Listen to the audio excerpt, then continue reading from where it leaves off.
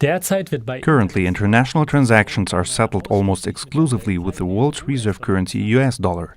This way, the dominant position of the dollar, in the oil business also called Petro-Dollar, is not only solidified, but each payment in dollars also represents an indirect tribute to the US empire.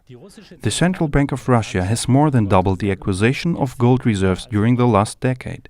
1,250 tons of gold were added in order to become more independent from foreign currencies, particularly from the US dollar, in light of Washington's anti-Russia policy. Brazil and Uruguay have switched their bilateral trading from US dollar to their national currencies, real and peso, in order to shape old mechanisms in a more economical fashion and to get rid of the regulations imposed by the USA.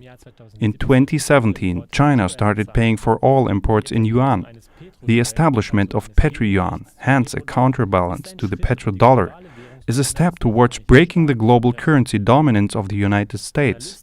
Analysts see this as a huge step on the way to the end of the global dollar dominance. The financial expert Max Keiser takes up this idea in an interview with the news channel Russia Today.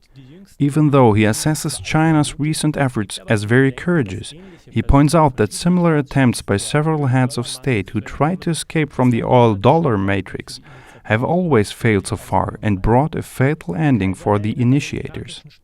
Keiser reminds of the Iraqi head of state Saddam Hussein and also of Libya's President Muammar al-Gaddafi. The financial expert assumes that the US government would even wage war to save the petrodollar. In the following 3-minute video, you will see the short interview with Max Keiser. Max, good evening. Thanks for coming on. We were hearing there that China looks set then to challenge the petrodollar. Why does Beijing feel the need to do this?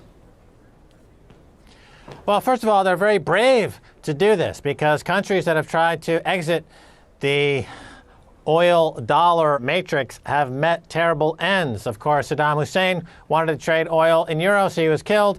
You had Muammar Gaddafi wanted to trade his energy in something other than US dollars. He was killed.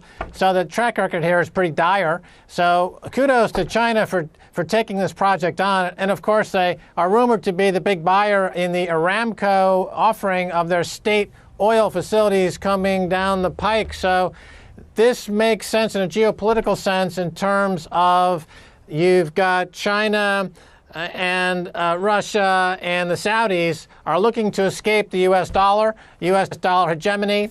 They're looking to de-dollarize. That's a concept we see all over the world right now as countries want to escape from the U.S. military-industrial complex. These countries around the world are tired of funding America's military adventurism by being a party to the empire of debt, as it's known around the world, the U.S. dollar, and they want to split off. They want their autonomy. China wants autonomy. Russia wants autonomy.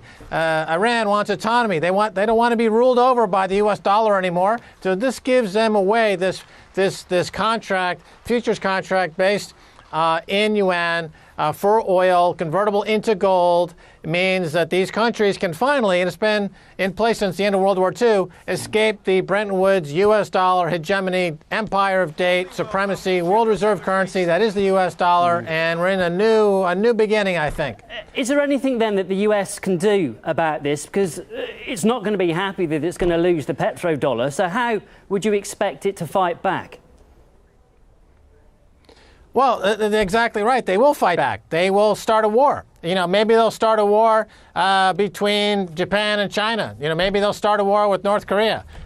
America will do anything to keep the U.S. dollar as world reserve currency. They will invade a country like Afghanistan. They'll stop at nothing because this is the basis of the U.S. empire. It's not land-based. It's not based on material goods. It's based on rent-seeking. It's based on lending dollars, getting that income, and then when countries can't pay, they dismantle the assets and take them over. We saw in Latin America, South America. This is how America built its empire. The countries that are resistant to America's financial cartel are Russia, China, Iran. So now they figured out, you know what, we're going to split off from the dollar, and they can do so with this new contract.